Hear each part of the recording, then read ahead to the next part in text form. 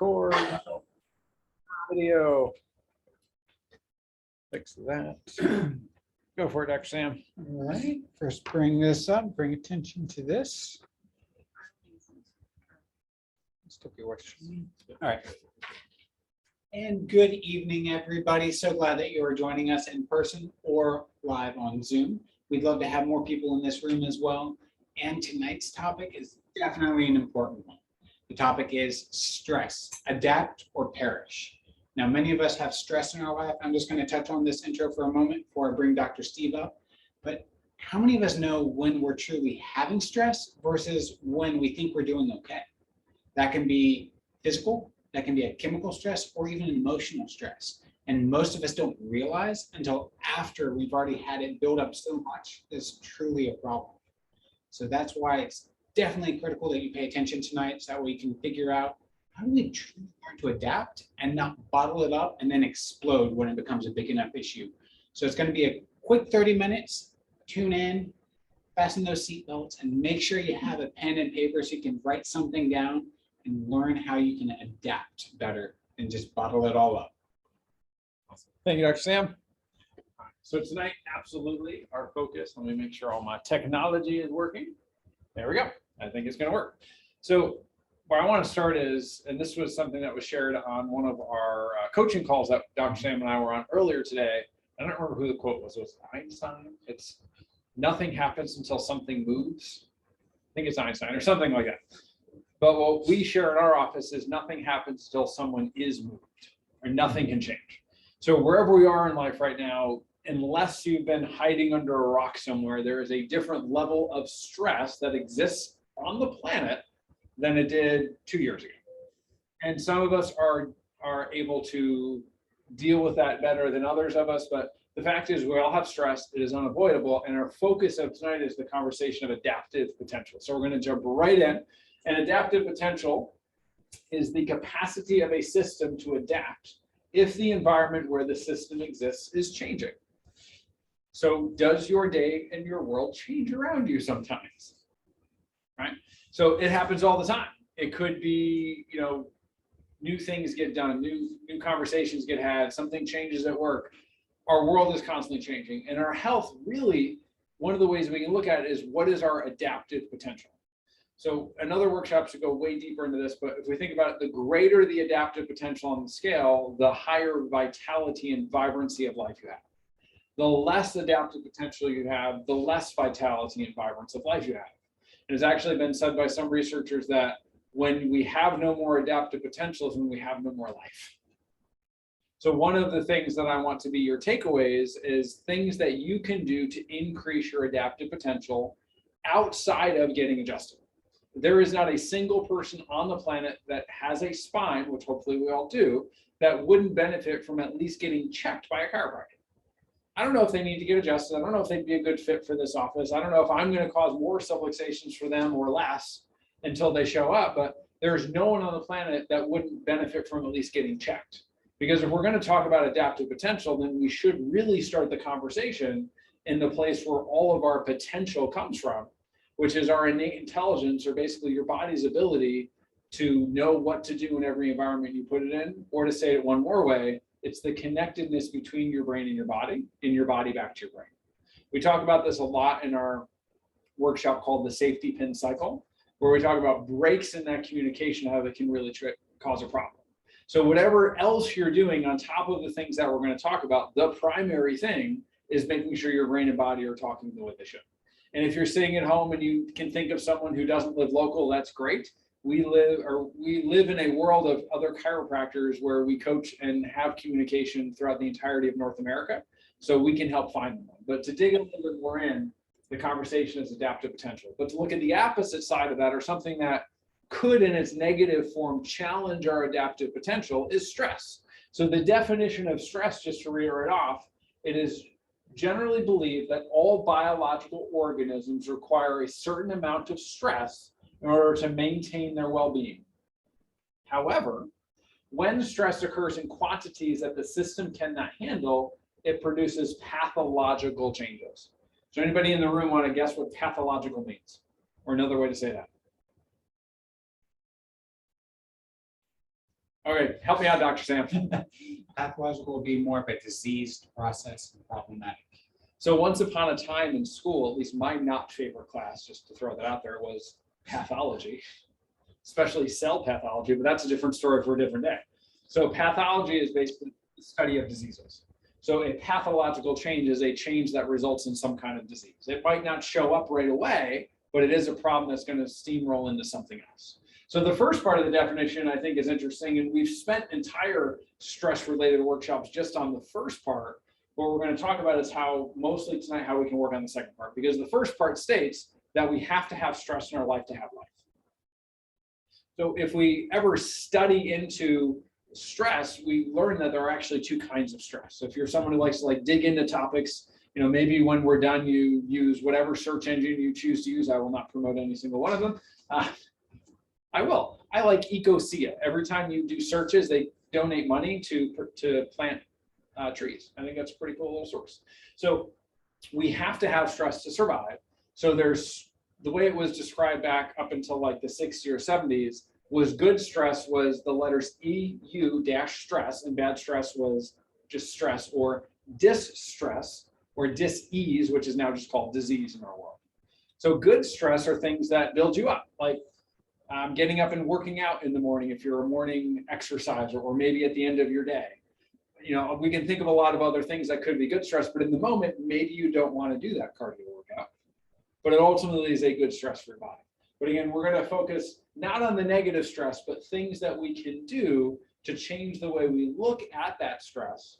Because what the research actually now says is the stress you're in has nothing to do with its effect on your health in your life. The way you perceive the stress affecting your life does. They've taken groups of people under the same exact situations, and those who looked at the stressful situation as stressful and problematic, it caused physiological changes in their body that were negative. And those that looked at it as not negative, it didn't have the same effect on their overall health. So it's not necessarily the situation you're in, it's how we choose to seek and to look at and understand the situation. And that's where the primary part of our conversation is going to focus this evening. Come on, a little quicker. Because we do not see the world as it is, we see it as we are. Yeah, and we'll cut off Facebook. Because you always have a choice. I sometimes get told by, not at this point because they've worked with me for a long time, but by team members or people I coach or patients that my optimism is annoying. Right? Because I'm always seeking to focus on what's the good that can come out of this situation. Even if it's one that's got me all sorts of stressed out, what can I do to find why this is working potentially in an advantage later down the road? Now I get it. There are things in life that it's harder to do with, but I'm the guy who is generally continually looking for that so-called silver lining in the situation. And for some people who look for the dark cloud inside the silver lining, that could be a challenge. Fair. And I'm not judging either side of that, but again, you're going to leave tonight, if you choose, with tools on how to change the focus. Because everything we do in our health is cumulative. We have a choice. We can either choose to find joy in situations, or we can choose despair, hate, or self-pity. And again, this is not a judgmental terms I'm using, so please don't take it that way. We all have situations in life that we find easy to choose joy in. And we all have situations in life that we may find it more challenging to choose joy in. And happiness and joy are different things. Happiness is circumstantial to where you are. Joy is an internal decision that we get to make. And it doesn't mean that we're going to be successful in making it every single day. But if we set ourselves up with some of the things we're going to talk about in just a moment, we have a higher opportunity to choose joy in situations as opposed to choosing challenge in those same situations. Because our circumstances don't define who your reaction does. And that's backed up by that research that I stated that we talk about in other workshops that are closely related to this one, where I actually cite the research where they found that it's not the problem that's the problem, it's our reaction to the problem that's the problem. That alone could be a whole workshop, huh? What if our world didn't react to health only when it was gone, and we were proactive in seeking to achieve health when it was already there? What if we lived in a world that didn't seek to study what causes people to die? Now, that's important to do, but instead of studying the things that commonly cause people to die, we chose to put more energy, time, and effort into people who have ridiculously amazing health who never get sick in the first place.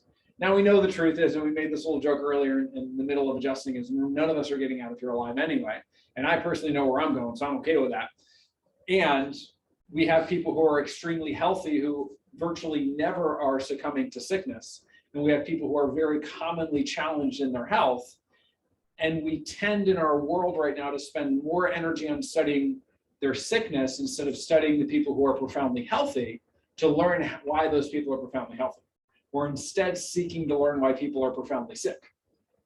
Maybe it would be a good idea for us to change our focus to look at people who are accomplishing the things we want to accomplish and having that profound health we wish we could have for ourselves or for others, and less focus on the challenges. We still have to study why the challenges happen, but we should be spending way more money and time and energy on accomplishing the thing we want to instead of the thing we don't. Because if our reality is a result of where we stick our focus and we're focusing on challenges all day long, you're going to find a lot more challenges. Like this, for example. So I love to make the joke here about relationships because we've all had them. Some of us are in relationships that are qualified as marriage-related relationships or significant other-related relationships. Nellie's like, nah. But we've all had conversations with people we're in relationship with where we're literally having the same conversation about the exact same thing. And maybe it was one of the biggest challenges you've ever had in that relationship. So we can identify with being there at some point in life, right? Yeah. So let's physically move a little bit. If you can, let's put your hand up. If you're at home, wave at me. Thank you, Chuck. I see you waving at home. And I see a hand, but I don't know who that is. So, and this is a pretty funny little picture, but they're arguing over it's a 6 or a 9, and in fact, it's exactly the same. And that's why one of the things that I'm committing to more than ever in the last 18, 19, 20 months, whatever it is to seek to be curious and to seek understanding, not to seek to be judgmental of whatever the situation we're in. Because if we show up with curiosity, then this guy over here may have walked around the other side and realized they were having the same conversation instead of showing up of, well, I know I'm right and there's no way you're right because I can see it and the other person's coming in the same exact spot. When in fact, they're both very right. It just is dependent on their perspective. So a couple of things that I want to focus on more is repetitively complaining will attract things to complain about. And repetitive gratitude will attract things to be grateful about. So in our neurology, we actually have this magical little system called our reticular activating system. It hangs out right in the back of your head, and it basically tells our brains what to notice in life. So if you've ever bought a new car or had a, whether it was new or new to you, did you ever notice how all of a sudden everybody had the car you have, right? Or if it's a certain color of a vehicle, now you all of a sudden notice all these colors of vehicles. Did everybody really go out and buy the same car as you that week? Yeah. Nellie says yes. Probably not, maybe a few people, but because you've attached a value to the car you chose to be your mode of transportation, your reticular activating system in your brain says, I'm going to put more focus on acknowledging that thing, and all of a sudden you start to see them all around you. They weren't not there when you had your commute the day before you bought your car, but all of a sudden you see it a lot more. So this works the same way when it comes to our reaction to stress. If we seek to look for the positives in things or things to maybe be grateful for, as opposed to the things to be challenged and, dare I say, complain about, then we can program our brain to look for greater, higher quality of things in life. Or we can choose to program our brain the other way. Really, it's a choice. And maybe you never knew it was a choice and you just believed the world as you're seeing it is what it is. So for me, one of my rules is one of the things that does not get to go into my little reticular activating system is something that has 4 letters in it. It's not a swear word, but it could be. And it has an N, an E, a W, and an S in it. What? News. I spelled the word. So I don't watch the news. I still understand and am aware of the things that are happening on the planet, but I choose to not watch the news because if you haven't noticed, the news likes to use words and phrases of things to get people to attract them to watching it more that tend to be in the form of things of dramatic and challenge. In Time magazine, once upon a time, before I scroll one more time, used to actually be all positive news. I think it was Time Magazine. Maybe I'm off in the magazine. But there was a magazine that all they published was all the great stuff that was happening on the planet. And then one day they happened to publish a story or two of something that was challenging or from a challenging perspective. And what they found is all of a sudden they sold a heck of a lot more copies. So we often talk about, if you want to really understand something in life or motivations, we should maybe follow the financial thing to it in some parts of our world. So it might have been a newspaper, I don't know. Either way, it went from almost all positive, happy stories about like puppies and kittens and new cars and things of that sort to now we're going to focus on the other thing because the human condition, I guess, loves drama for some reason. I don't think it really does anything to uplift us, but we love it. We seek it. It's why reality shows are a thing. Why I believe that the news is such a hit and why it can suck you right in. So they know that if we focus on things that are more of drama related, then we're going to attract more viewers to it. Or in the case of the magazine or the newspaper, they sold a lot more. So it's how we choose our vision. So that was my quick little minute-and-a-half version of why I choose to not let those things in my brain, because I've been on that route before and it's super easy to get sucked into a path of gloom and doom when in fact it's a beautiful sunny day outside. It doesn't mean don't be aware of what's happening, just don't let it suck you into it becomes a lifestyle of spending hours watching this. So that's just my recommendation. If that's your thing, maybe we should think about doing something different. So some of our drills, right? So some of the drills, and this is where we're going to spend the majority of the last 7-ish minutes we have before it's Dr. Sam's turn to share again. Is my favorite one is something called a gas card. So what does, I'm going to change the word, what does petroleum do for your vehicle? It makes it go, right? So I changed it because we could think about a different kind of gas. But anyway, so see, there we go. See, we got to laugh. That's another way to get rid of stress, just do silly stuff. So the gas card is, and each thing means something, but it's gassing yourself up for the day. So the G, and we don't have time to dig into it, but the G is gratitudes. So it is a recommendation that we share in our coaching group and that I share with anyone who will choose to listen, that we open our eyes in the morning and we start to focus on things we're grateful for. Like, and if you're really challenged by it, guess what? You opened your eyes. You're breathing. You probably have a roof over your head. Like there are things that we take for granted that we could really be grateful for. Because some people wake up in the morning and they're focusing on all the terrible things that happened in the previous days, which is super easy to do, by the way. We talked about that in our insomnia class a little bit. Or we could choose our focus of gratitude. It doesn't mean all those other challenging things aren't going to have to be dealt with in the day. But if we start our day with things we're grateful for, then we are telling our reticular activating system to look for things to be grateful for. So the general rule there, if you're taking notes, is 3 to 7. If I'm having a day that I am particularly challenged to find gratitude, when I used to do it on a physical card, I will write it until I've run out of space on the card. If it's now that I do it in an electronic format and share it with groups of people, I will fill up the entire picture I choose with things I'm grateful for. Because I know that I have to overcompensate for whatever my brain is choosing to focus on that day. Actions, or A is for action, those are things that the actions you're going to take towards a goal. So if you say something like you come in and you share with Miss Nellie at the end of your day one experience that I want to not just be out of pain, but I want to get back to being able to work out, having more energy, playing with my kids, then maybe an action on your list should be planning to play with your kids at the end of the day. Maybe. That could be building into something you want. So we choose actions towards a goal, and then S, I love this one. This is a service you're going to do for someone else, regardless if they ever know what happened. So they've done the studies on it, and I'm going to skip this last one because we're just not going to have time.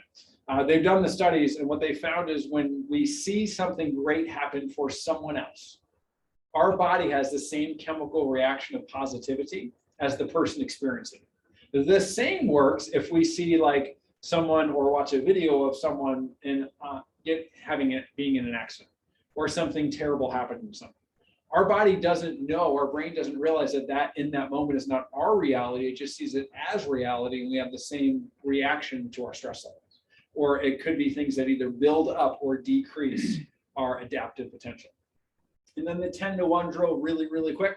It's really easy to do. Well, it's easy in sharing it. It's hard to do in person.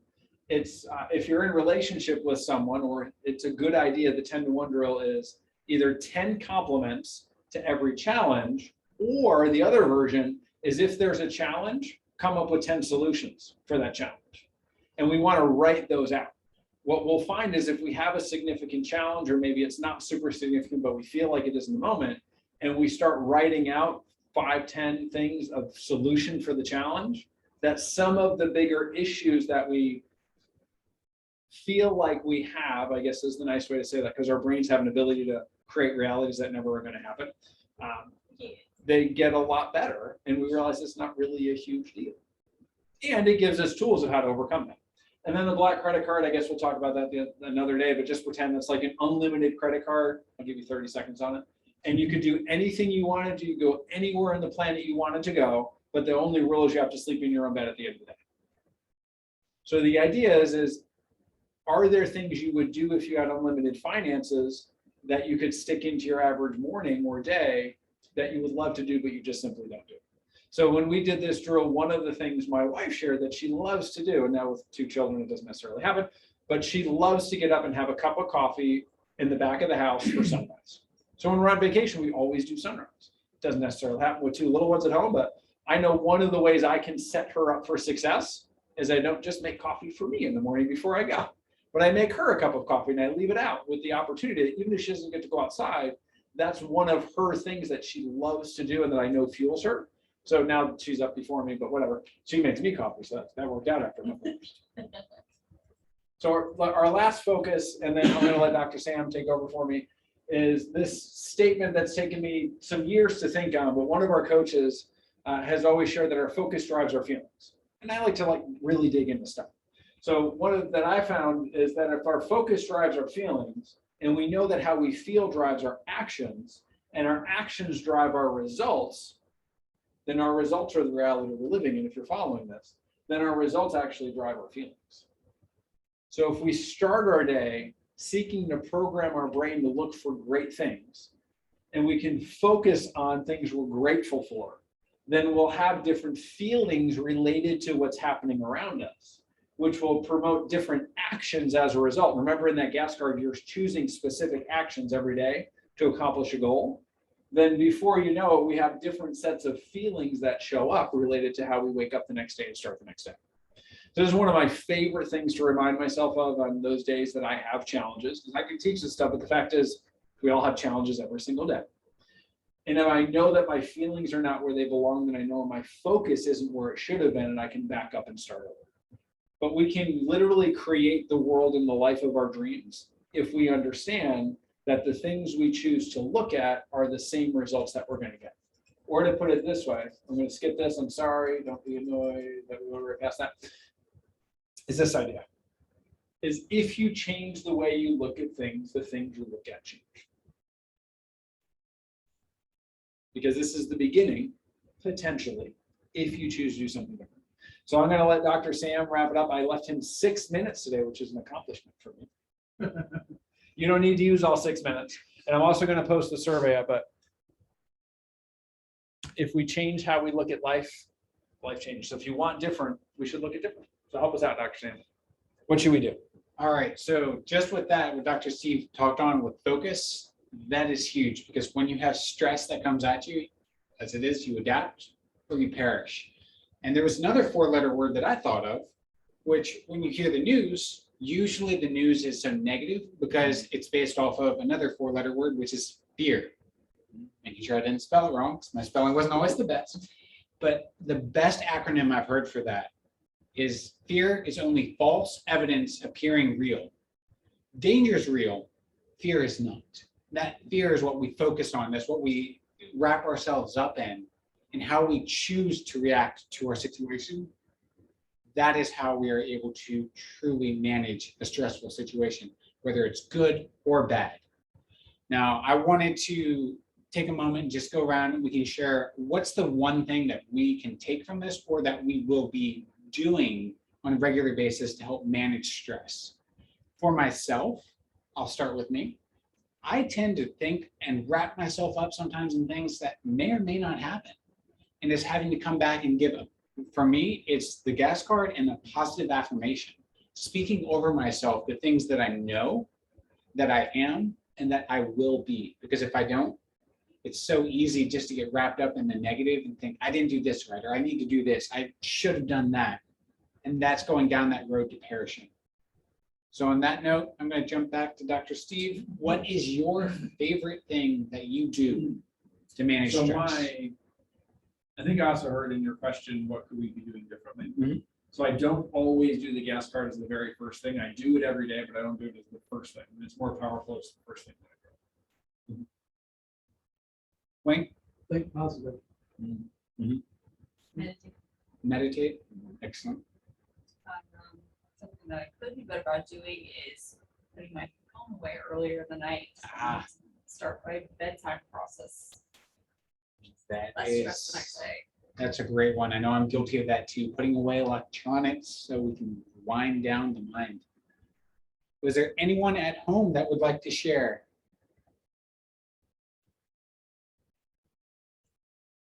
And type it in or unmute yourself. Or Dr. Sam could volunteer someone.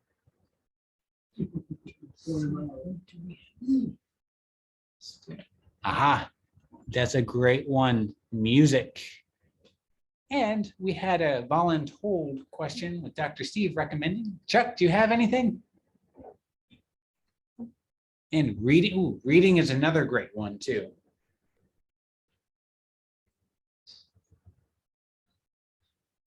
That looks like. All right, so Tell everybody about our paper plate challenge. just since we have the last few moments and we all are here, we had the paper plate challenge. You might have seen in the office, we have some numbers up on the wall that are starting to get bigger, and we have a giant 60 in multiple places. Now, this is a goal that from now for the next 2 months roughly, we are looking to see 60 patients come through. We want to see them get checked because each patient, we are committing to donate 1 meal to the homeless shelter for Thanksgiving. If we get more than 60, we are more than happy to do that. And the more we see, the more we donate. And we want you to be a huge part of that. And sipping a hot cup of tea was another great recommendation of what you can do to de-stress the body. I like that one. So if you know of anybody, please send them our way. We want to at least just check them to let them know what's going on and see, can we truly help them?